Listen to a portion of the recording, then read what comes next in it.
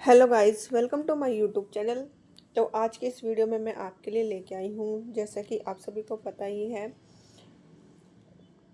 HSC ने जो result था, टीजीटी रिज़ल्ट था, उसको दोबारा से रिवाइज़ किया है, जिसके कारण बहुत से जो हमारे टीचर्स थे, कैंडिडेट थे, वो रिवाइज रिज़ल्ट वाली लिस्ट से बाहर हो गए हैं। और ये बात उनके लिए बहुत ज़्यादा उनको मानसिक रूप से परेशान करने वाली है। तो चलो हम आज की इस वीडियो में इसी बारे में बातें करेंगे।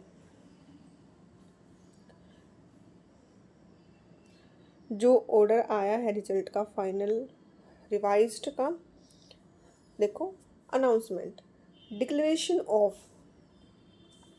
Revise final result for the virus post of TGT rest of Haryana and Mewat cadre against advertisement number है 2/2023।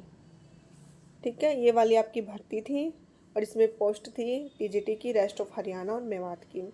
अब इसको फाइनली क्या कर दिया गया है, रिवाइज किया गया है रिजल्ट को, जिसके कारण बहुत से कैंडिडेट बाहर हो गए हैं। और इसका रीज़न क्या है रिजल्ट को रिवाइज करने का?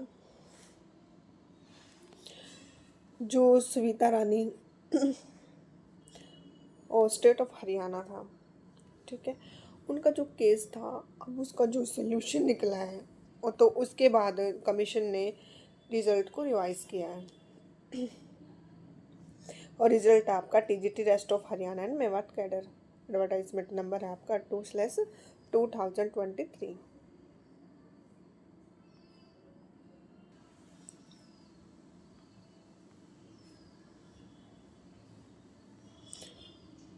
अब जो लिस्ट डाली है, जिन जिन टीचर्स के रोल नंबर जो पहले से टीचर्स लगे हुए थे, अब जिन जिन के रोल नंबर इस लिस्ट में दिए हुए हैं, सिर्फ उन्हीं को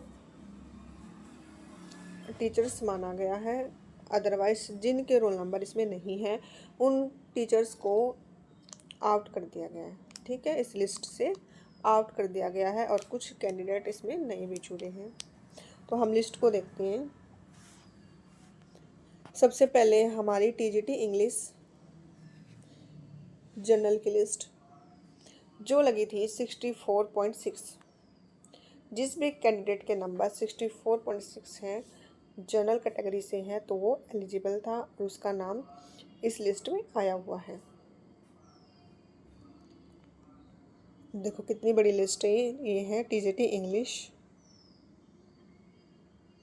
इसका फर्स्ट रोल नंबर ही देखते हैं हम एक बार, 22 36 00045। ठीक है, यहाँ से स्टार्ट होती है। नेक्स्ट, उसके बाद है यू आर वुमेन की लिस्ट जो गई थी आपकी 68.4। ये हमारी यू आर वुमेन की लिस्ट। उसके बाद है U R E S M, जिसकी कट ऑफ है 50.35, 50.35 इसकी कट ऑफ है और ये कैंडिडेट है इसमें। नेक्स्ट है हमारी U R D E S M, इसकी कट ऑफ दी है 44.65 और ये इसमें रोल नंबर है। अब जिन टीचर्स कैंडिडेट का नाम इस लिस्ट में है, तो उनको तो कोई टेंशन नहीं है, क्योंकि वो अपनी जॉब पर सेफ है। लेकिन जिनका इस लिस्ट में नाम नहीं आया है, इससे पहले जो रिजल्ट आए थे उन सभी में उसका नाम था, लेकिन इस लिस्ट में जिनके नाम नहीं आए वो अभी बहुत ज़्यादा टेंशन में हैं, मानसिक रूप से परेशान हैं, क्योंकि गवर्नमेंट ने 2 साल बाद ये रिज़ल्ट रिवाइज करके उनको आउट कर दिया है। तो ये बहुत ज़्यादा परेशान करने वाली बातें हैं।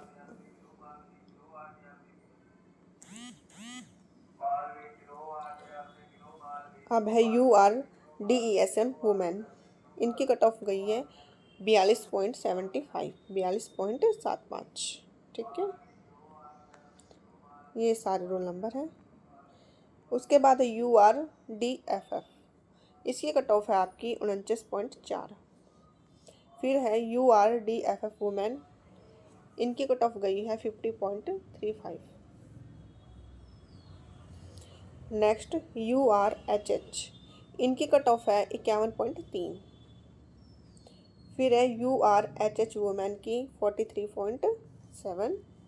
नेक्स्ट है UROH, इनकी कट ऑफ है 52.25।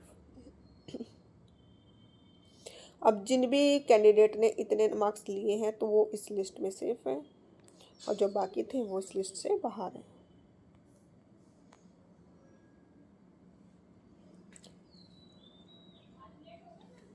ये सारी कट ऑफ दी है आपको कि किस कैटेगरी में क्या क्या उन्होंने कट ऑफ लगाई है। अब देखते हैं हम EWS की कट ऑफ है आपकी 57.95, 57.95। और ये EWS की लिस्ट है आपकी, देख सकते हैं आप कितने सारे रोल नंबर है इसमें। फिर है EWS वुमेन की लिस्ट, जो गई है आपकी 59.85, 59.85 पर। और ये सारे रोल नंबर दिए हैं, ये है EWS वुमेन के। EWSOH, इसकी 57.95। फिर है BCA की कट ऑफ इन्होंने डाली है 54.15, 54.15। ये सारे रोल नंबर है BCA के।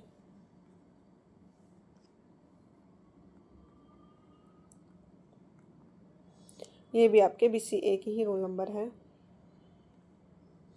BCA के बाद है BCA वुमेन, तो BCA वुमेन की इन्होंने डाली थी 57.95। और ये सारे रोल नंबर दिए हैं BCA वुमेन के। और जितने भी ये रोल नंबर है BCA वुमेन के, इन्होंने कट ऑफ पार कर ली है। नेक्स्ट BCA ESM, इसकी कट ऑफ डाली है 50.35, और इसमें दो ही कैंडिडेट सेलेक्ट हुए हैं। फिर है BCA DFF वुमेन 50.35, सेम है ये। BCA OH वुमेन की है 53.2। फिर है BCB, अब BCB की देखते हैं हम। BCB की जो कट ऑफ है 56.05, और ये सारे रोल नंबर है BCB कैटेगरी के, और कट ऑफ है 56.5। अब है BCB वुमेन। BCB वुमेन की कट ऑफ डाली है इन्होंने 59.85, 59.85। और ये सारे रोल नंबर दिए हैं इन्होंने BCB वुमेन के,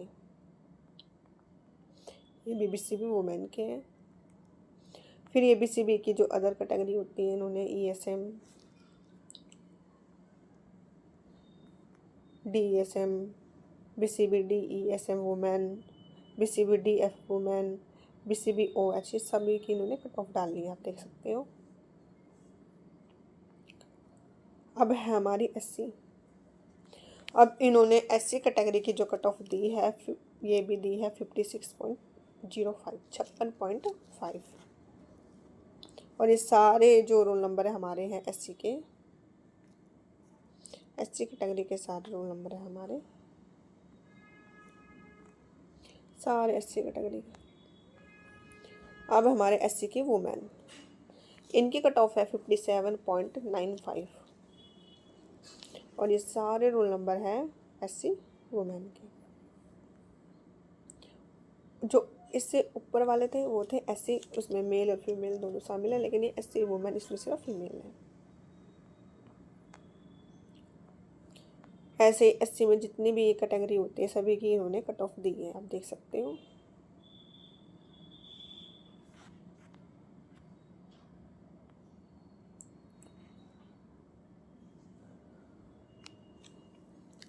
अब है कैटेगरी नंबर 2। कैटेगरी नंबर 1 में इन्होंने दी थी TGT इंग्लिश की कैटेगरी वाइज कट ऑफ। अब दी है इन्होंने कैटेगरी नंबर 2 की TGT होम साइंस की, वेस्ट ऑफ हरियाणा की। UR में इन्होंने दी है 64.6, कट ऑफ, उसके अकॉर्डिंग ये रोल नंबर है। यूआर वुमेन की होम साइंस में दी है इन्होंने 66.5। फिर URDESM वुमेन की दी है इन्होंने 56.05, 56.05। ऐसे दिए URHH की 42.75। ऐसे इन्होंने सारी कट ऑफ दी है। TGT होम साइंस की EWS होम साइंस में है 54.15 और EWS वुमेन की दी है 62.7 और BCA की दी है इन्होंने 57.95 होम साइंस में। अब वो था हमारा रेस्ट ऑफ हरियाणा का। अब हमारा category number 18 18 TGT home science Mewat cadre की। UR की इन्होंने दी है कट ऑफ 63.65। UR वुमेन की दी है इन्होंने 63.65। EWS की 53.2, BCA की 57.0, SC की दी इन्होंने 58.9। UR अब है कैटेगरी नंबर 4। कैटेगरी नंबर 4 है TGT physical science rest of Haryana. UR की कट ऑफ देख सकते हो आप 68.4। ऐसे ही सारी है आपकी TGT फिजिकल साइंस की। ठीक है, ये सारे रोल नंबर है TGT फिजिकल साइंस के। UR वुमेन की कट ऑफ थी 66.5। ठीक है, ये सारे आप कैटेगरी वाइज अपनी पोस्ट वाइज देख सकते हो कि किस में क्या कट ऑफ गई है।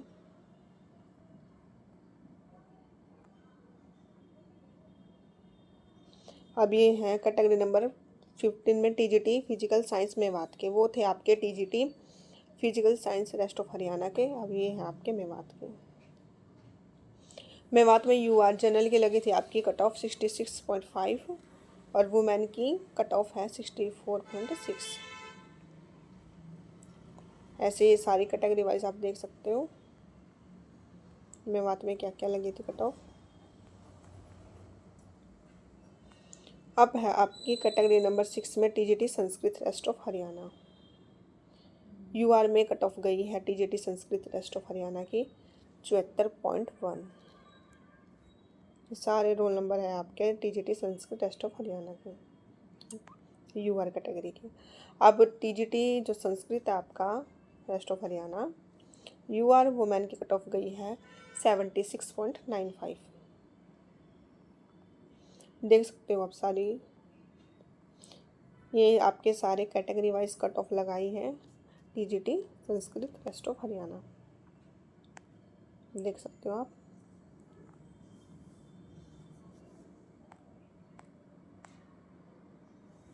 फिर आपकी category number 10 TGT Sanskrit Mewat cadre की।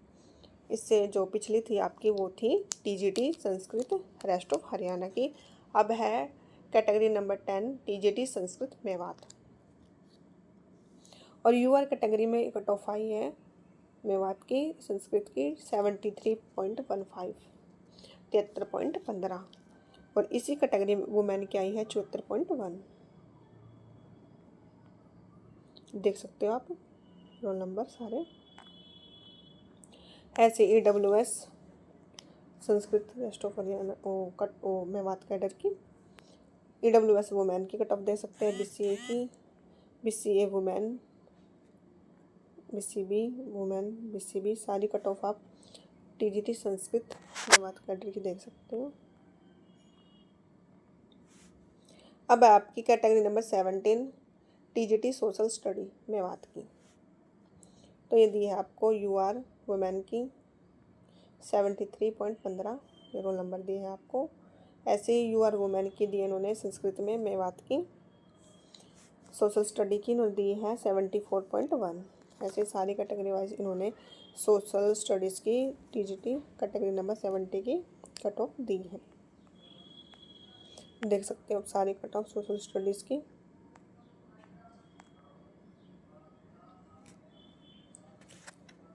Note: the result of the candidate with below mentioned roll number registration number have been withheld and kept in sealed over as applicable in view of ongoing court case। अभी इन्होंने अलग से roll number दिए हैं जो बच्चे court case जीत गए हैं, ठीक है, इनके रोल नंबर दिए गए यहाँ पर।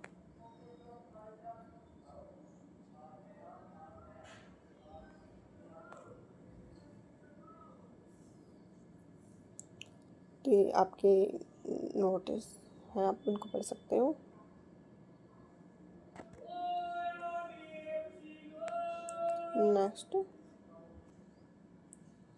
नेक्स्ट एक साइड में दिए आपको पोस्ट नेम,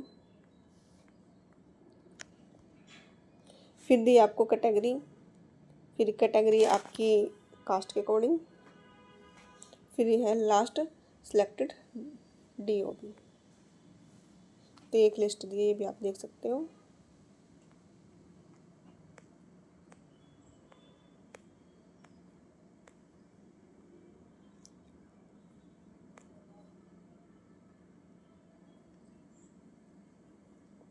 कि कौन सी DOB तक इन्होंने सिलेक्ट की है।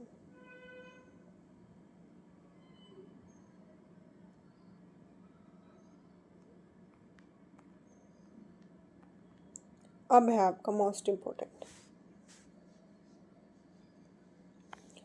इस जो रिवाइज रिजल्ट के कारण जो हमारे पहले से ही वर्क पर थे टीचिंग की टीचर्स हमारे, उन पर क्या संकट आए उनकी नौकरी पर। यह स्थिति बेहद चिंताजनक और मानसिक रूप से परेशान करने वाली है, क्योंकि जो टीचर्स 1.5-2 साल से अपनी पूरी ईमानदारी से सेवा दे रहे थे, अचानक नौकरी जाने का खतरा किसी झटके से कम नहीं है। हरियाणा समेत कई राज्यों में कोर्ट के आदेश पर रिवाइज रिजल्ट आने के बाद वर्किंग कर्मचारियों का लिस्ट से बाहर होना पहले भी देखा गया है, कि ये कोई नई बात नहीं है। 2 साल बाद टीचर्स को ऐसे उनकी नौकरी से आउट कर देना, तो ये केस पहले भी हो चुके हैं, ठीक है। अब कैसे जो एक कैंडिडेट लिस्ट से आउट हुए कैसे अपनी जॉब को बचा सकते हैं। कानूनी पक्ष, नौकरी जाने का खतरा, तकनीकी रूप से खतरा वास्तविक है। अब है सुपरसीड का मतलब क्या होता है। कोर्ट ने पुराने रिजल्ट को खारिज कर नया लागू करने को कहा है, यानी पुरानी मेरिट लिस्ट का कानूनी आधार खत्म। इससे पहले जितने भी उन्होंने रिजल्ट निकाले थे कोर्ट ने उसको कैंसिल कर दिया है, ठीक है। अब जो ये हमारा रिवाइज रिजल्ट आया 1-2 दिन पहले, अब इसको ही कोर्ट मानेगी, ठीक है। मेरिट से बाहर, अगर नए कट ऑफ में किसी टीचर्स के नंबर कम है तो वो लिस्ट से बाहर हो गया है, ठीक है। जो भी मैंने आपको लिस्ट दिखाई है, अगर किसी भी कैंडिडेट के या किसी भी टीचर्स के नंबर उस कट ऑफ से कम है उसकी कैटेगरी वाइज, तो वो लिस्ट से बाहर है और उस जो डिपार्टमेंट है उसको कानूनी रूप से हटा सकता है।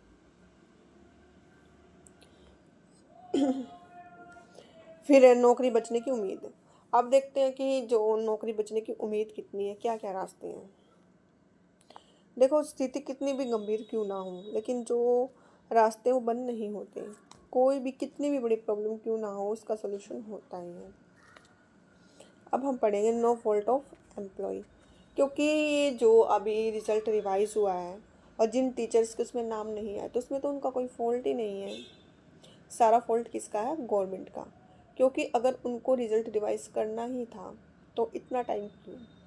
2 साल का जो टाइम होता है वो कम नहीं होता है। तो अगर रिज़ल्ट रिवाइज होना तो पहले होना था। तो इसमें जो टीचर्स हैं हमारे साथी जो हटे हैं उनका कोई फॉल्ट ही नहीं है। तो सरकार को इस पॉइंट पे भी ध्यान देना चाहिए।